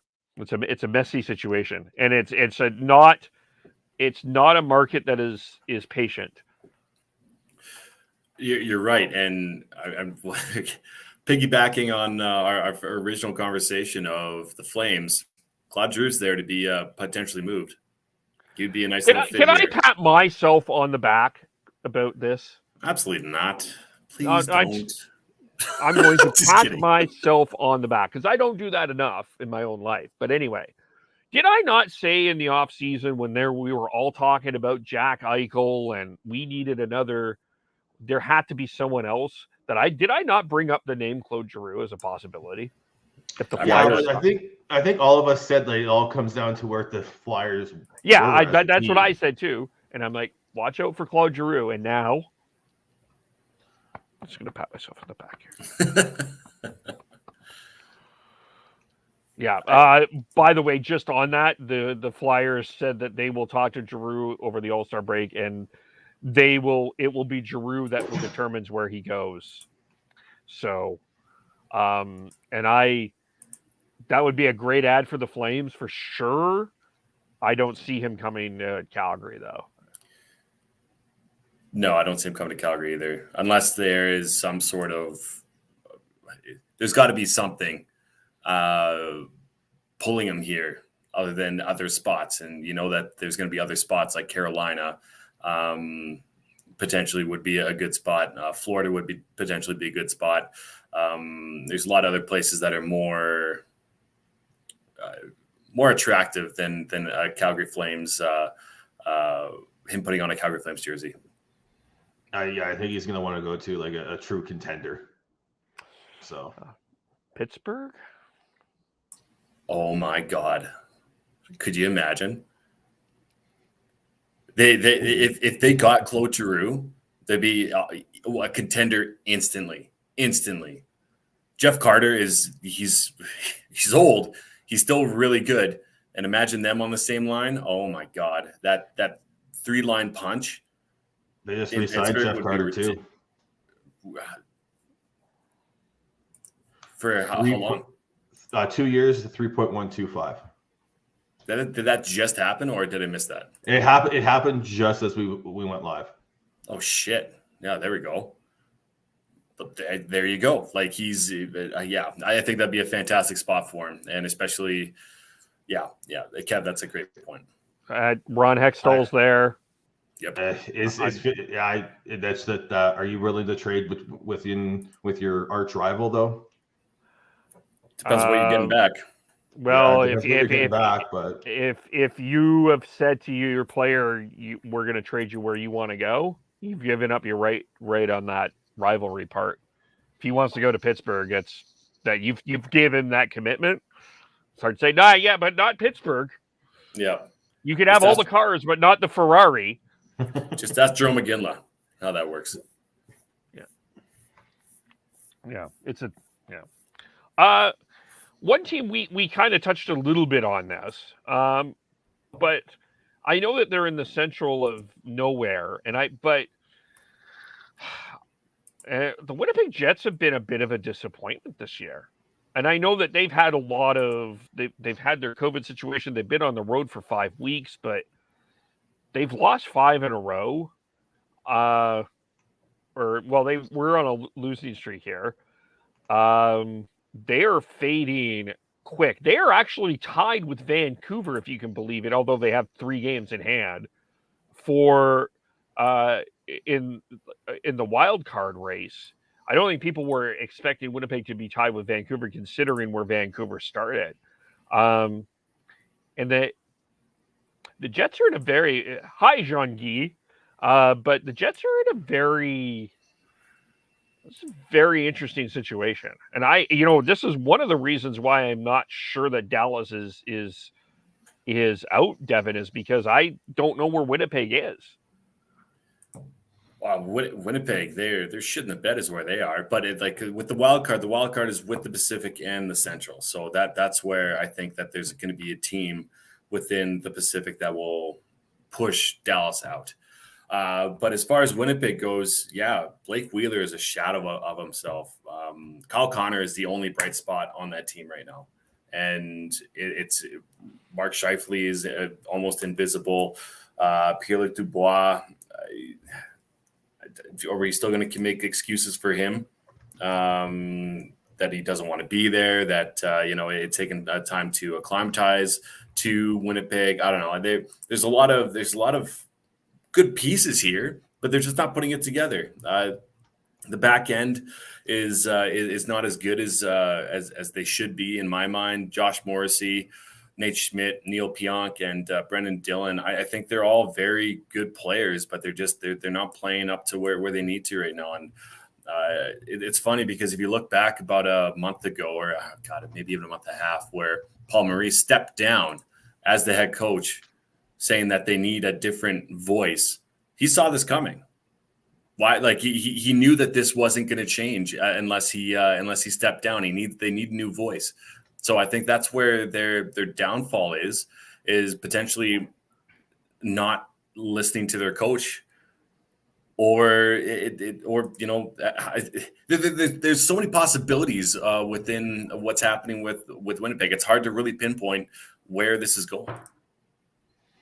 They're missing Nick Ehlers, who's a huge cog in that. They were missing Blake Wheeler for a while. He's just coming off a big injury. It's been Connor and Dubois who have been the only ones really going up front consistently this season. And that blue line, I know everyone talks about how good that blue line is. It's not. I don't think it's as good as the consensus thought going into this season. And it's also missing Dylan. They're also missing Dylan DeMello right now on the blue line, and they just lost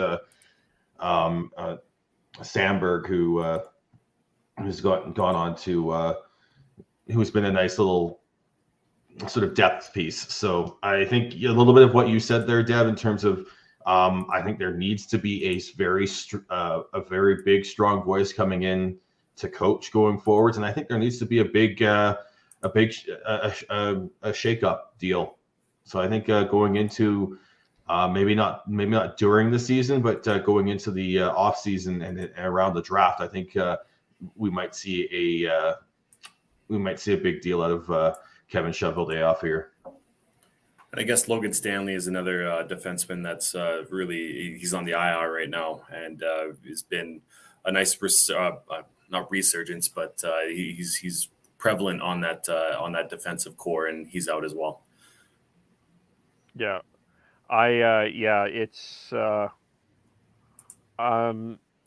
it's injuries, coaching change. I think that their forward group is long been considered fantastic. I'm missing Ehlers, and I don't like the dynamics of, like, I know that people don't. You look at Laine, but I think they miss him.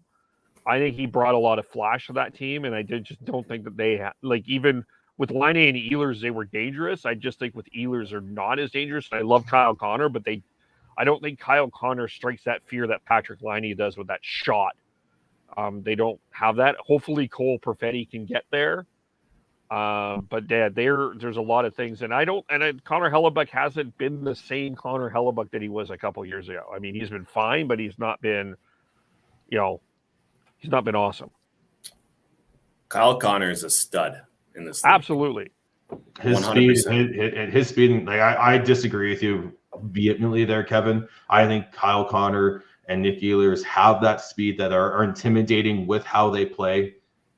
We're talking about Patrick Laine, who has 18 goals in the past 2 seasons. Like, Patrick Laine is not the same Patrick Laine that had 30 and 40 goals in his first 3 seasons. Like, it's not even close. So I think they're a better team with Pierre-Luc Dubois than they were with Patrick Laine. I think that the issue is more maybe complacency within that core, as well as maybe not the right mix on the blue line. Yeah, I mean, depth issues as well. Yeah, I think it's depth. It's definitely depth. I think I've always liked to have that right hand shot. Not necessarily. I mean, it would be great if it was Ovi, but that right shot one timer. I think it just is a wonderful add to an offense, and that's what they're. It's not necessarily. Maybe it's not Laine specifically, but they are missing that aspect of their game. Yep. I think, like I said, I think there's going to be a shakeup here in Winnipeg by the draft. Yeah. Yeah. And the Canadiens men Olympic team was revealed. Owen Power on the team, Mason McTavish on the team, Eric Stahl's on the team. No Devin Dubnyk, which I thought was a little bit of a surprise. Another Devin, though. Yeah, Devin Levi. Oh, by the way, one person can I just toss back to the Jets here? And Sean, I think you did mention this, so I'll pat you on the back, but they desperately miss Mason Appleton. It's that depth. They just don't have that depth. Like, when they were good and going deep into the playoffs, they had that third line. They had the Kopp, they had the Lowrys, they had the Appletons, they had the Brandon Tanevs, but now they don't. They've got two of them, but they don't have that depth. They're essentially right now they're a one-line team. Yeah, it's dangerous. But yeah, Devin Levi on the team. No Devin Dubnyk. I mean, good for a great opportunity for these guys. Looking forward to seeing Owen Power in this tournament. And Mason McTavish will be particular. And I'm very happy for Eric Stahl that he's going to get an opportunity. And I wonder if that gets Eric Stahl back in the NHL. Be interesting to see. Maybe. Yeah, it might be a good signing after the Olympics to bolster your fourth line and good defensive zone draws. And shout out to a guy who I used to play against, Corbin Knight, for getting on that team. Played against him for a few years. He obviously played for the Flames for a little bit. So happy to see that he has this opportunity. We put this out as a poll question, and maybe it wasn't worded right, but I think this is something worth digging into. One of the things that I've chided the Oilers on is they have built a very, very strong team to compete for the Art Ross Trophy, but no one has told them that the object is the actual Stanley Cup. But and this has been one of my things with a guy like Leon Draisaitl, and I'm just going to use him as an example because I think the guy has some.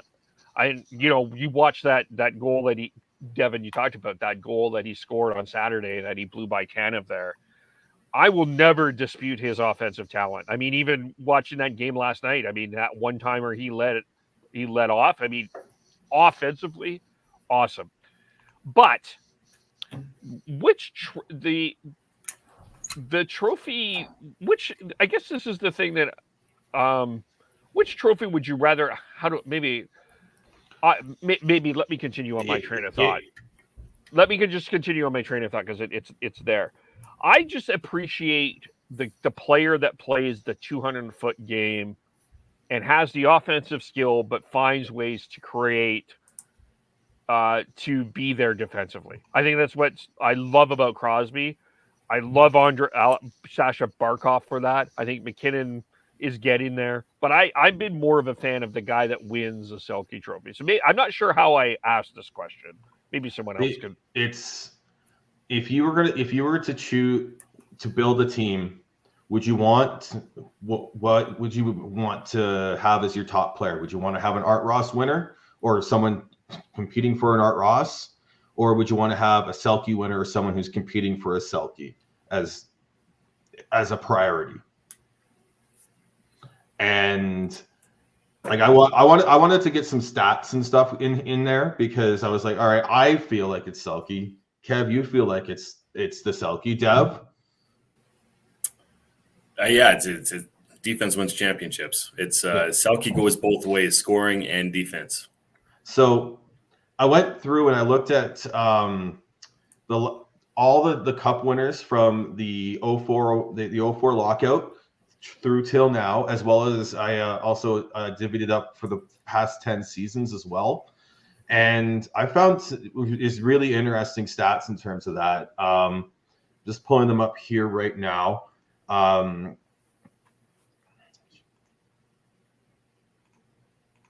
right.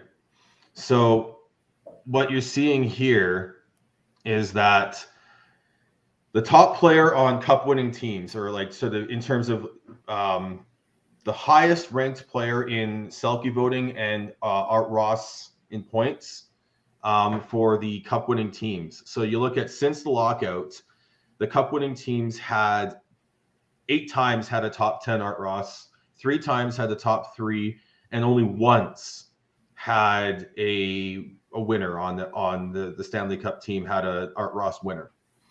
And the average rank in terms of that was just over 14. And then for the last 10 seasons, 4 times out of the last 10 there was a top 10 point producing player. 2 times there was a top 3, and no teams in the last 10 years have had a Art Ross win. No Stanley Cup winning teams in the last 10 years have had a Art Ross winner on their roster, and the average was 15th best. Now on the Selke side, you've got since the lockouts, 13 top 10 Selke forwards getting Selke votes. 7 times they had top 3. They had basically the finalists. 4 times since the lockouts, the cup winning team had a Selke, and that's within this season. 4 times they had the Selke winner for that season, and the average spot for that was just over 7th place in Selke voting was since the lockout. And then the last 10 seasons, it's even more. It's even more there with the 8 of the last 10 Stanley Cup winners had top 10 Selke vote, had a forward getting in the top 10 of the Selke vote. 4 times they had were a finalist in the top 3, and 2 times they had a Selke winner and then the average place for in the Selke vote was just over 7.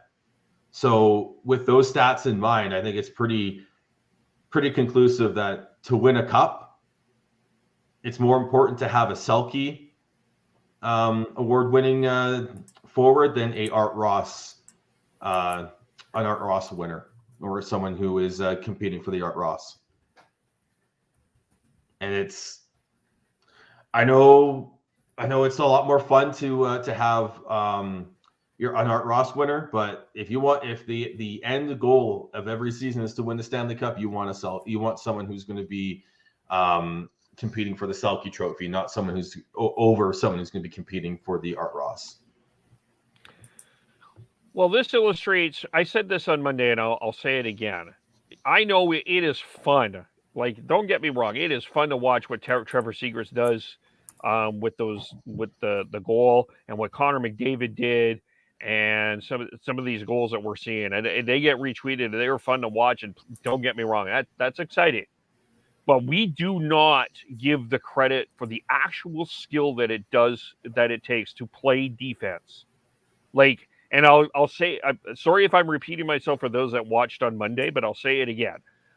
Cale Makar, actually, I'll go back. That same week that Connor McDavid went by 4 Rangers and scored, Jacob Slave had made an unbelievable defensive play that saved the game for the Hurricanes against the Calgary Flames. And he did it with such calm and poisedness that it was something special to watch. Cale Makar this week against the LA Kings, he gave the puck away, came back, lifted the guy's stick, went down the ice like it was nothing. The way what it takes to, like, even, bring old man back here, Chris Pronger, the way he played, like, I don't always like the way that he played. It was never liked Chris Pronger, but like the Prongers of the world, how he played defense, there is a skill to play in defense. Even Nicholas Lidstrom, there's a skill to play in defense, and we do not appreciate that. And especially when it comes to playing forward in defense, I don't think as a fan we appreciate that enough. But that's how you win, is you 200-foot the 200-foot game.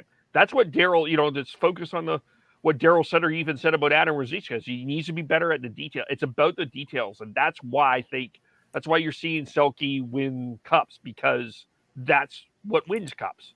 They're paying attention to those details.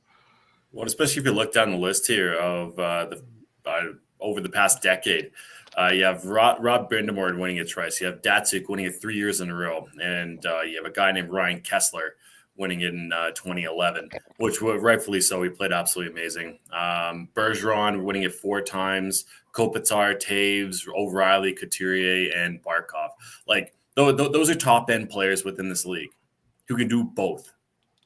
If we're going back to Dylan, one-trick ponies, it's hard to win with one-trick ponies.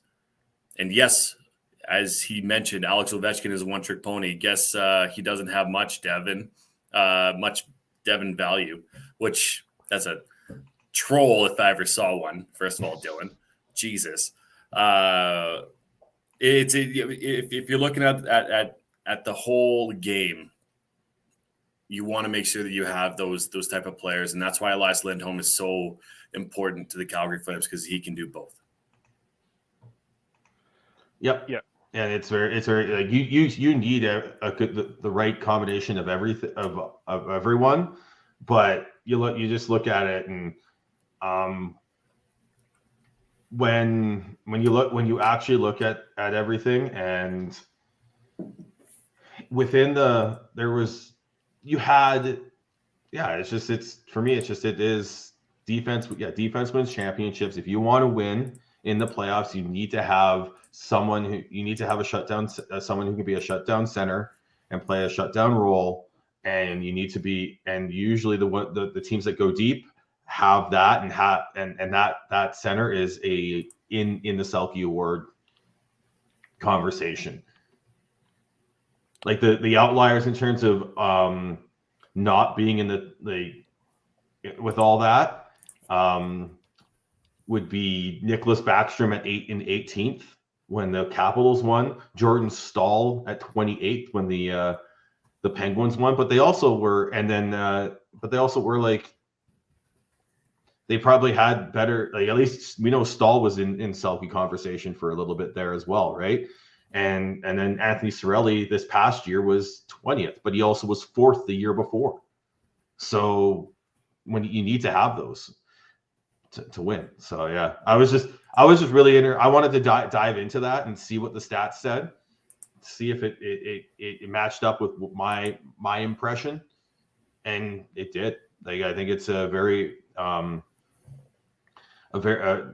think it's almost like just it's inconclusive, like it's conclusive statistical outcome there that you need a Selke award when a player who's a high defensive caliber forward more than an Art Ross winner or someone competing for the Art Ross to be a cup winner. And if you look at Crosby, he got criticized. Whenever he gets criticized for something, he makes sure that he shuts those people up. He couldn't win draws the entire for 1 year. The entire offseason, he worked on his draws. They said people were saying they was washed up a few years back.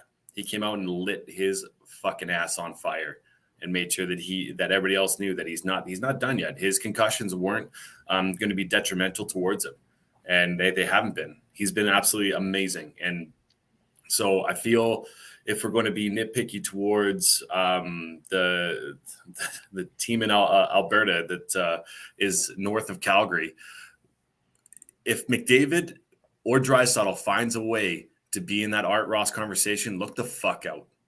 Watch. You mean the Selke conversation? Sorry, Selke. Yes, Selke conversation. Thank you. You got to watch out. They're going to be a force to be reckoned with, playing both sides of the puck. Yeah, and I think when Torts got his heat for saying McDavid needed to change his game, from a fan reaction, it's like I understand why you're angry at Torts' comment, but I think that's what Torts is trying to say is you need to play a 200-foot game to win. I don't think he's asking. I don't really think Torts is asking McDavid to not do what he's doing. He's asking him to play a more well-rounded, complete game because he has a couple of rings, and he so it's it may not be the most exciting of things, but that that just adds to it, right? And I don't know.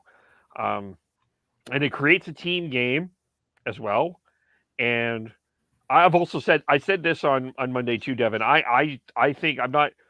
It sounds weird how I'll say this, but I think that we have underrated where Sidney Crosby is at. I think we've kind of put him in a lower level, but the way he's playing, I think he's a lot better than people give him. A lot better than people are giving him credit for.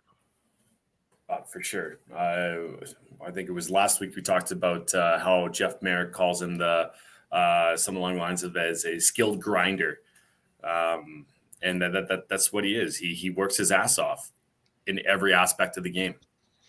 And Ovi too. Just on Dylan's comment, I have to disagree that Ovi's a one-trick pony because I think he's changed his game. I really do. I think he's still known to be a good scorer. Absolutely, that will be his bread and butter. But he does other little things as well, too. I mean, he used to be a guy that, he used to be reckless towards players, too. He used to be, all these hits and stuff. I think he's been very crafty with that. I think he's he definitely honed in on, as far as Ovi goes, he honed in on his defensive game. I think he's kind of going away from that now, just because he's going for his record here and trying to catch Gretzky. And that's just that. I've not watched too many Caps games this year, but the ones that I have, it seems like it's Ovi of the past. Now that he does have his cup, he's looking for personal accolades now. Fair enough. And then so let's finish off with this. This was been out for a while, but Elliot Friedman and Anthony Stewart redrafted the 2016 NHL draft, which Devin loves to trigger Sean for. But So, and it was just the top 10. And I think we did it ourselves a while ago. I think during the bubble, we did our own little redraft. But this is Friedman's redraft. Matthews, Fox, McAvoy. So Matthews would have been for the Leafs. Adam Fox would have went to the Jets. Charlie McAvoy to the Blue Jackets. Carter Hart to the Oilers. Matthew Tkachuk to the Canucks. Pierre-Luc Dubois to the Flames. Patrick Laine to the Coyotes. Jacob Chikrin to the Sabres. Jordan Kyrou to the Canadiens. Alex DeBrincat to the would have been to the Avalanche. Stewards. Austin Matthews would have been number 1. Adam Fox 2 to the Jets. Matthew Tkachuk 3 to the Blue Jackets. Alex DeBrincat 4 to the Oilers. Patrick Laine 5 to the Canucks. Clayton Keller 6 to the Flames. Pierre-Luc Dubois 7 to the Coyotes. Charlie McAvoy 8 to the Sabres. Jesper Bratt 9 to the Canadiens, and then Jordan Kyrou 10 to the Avalanche. Who would you pick as the better draft? It's Friedman, even though Carter Hart at 4 is ridiculously too high. I agree. But not having Charlie McAvoy in the top 4 is criminal. I don't know what Anthony Stewart is thinking. And because in my opinion right now, the way things are, I look at that draft and I think there's a top 4, and then it gets a little muddy after that. And it's just in that top 4 is he's got it's Matthews, Fox, McAvoy, and Tkachuk, and then after that it gets there's a separation for me, and Anthony Stewart having Charlie McAvoy at 8 is just I'm sorry, no, have you watched Charlie McAvoy? He is an absolute stud. He's a right shot number 1 defenseman. That is worth his weight, double his weight in gold in the NHL. Yeah, I would have to say the same. Elliot Friedman's by far, I think, is the best one. McAvoy is, like Sean said, is amazing, and I don't think he actually is getting maybe not even enough credit. Talk about a guy who quietly goes about his business, unless you're a Bruins fan. He does everything right, along with quarterback in that power play. His 3-zone play is damn good. So that's outside of that. Carter Hart at 4 too high. I'm surprised Joel Levy didn't go before Tkachuk, but I just had to do that.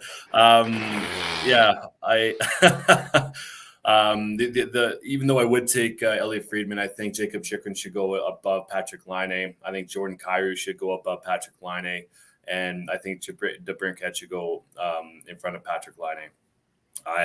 He came out with guns a-blazing his first few years in the NHL. Patrick Laine did, but now he's really.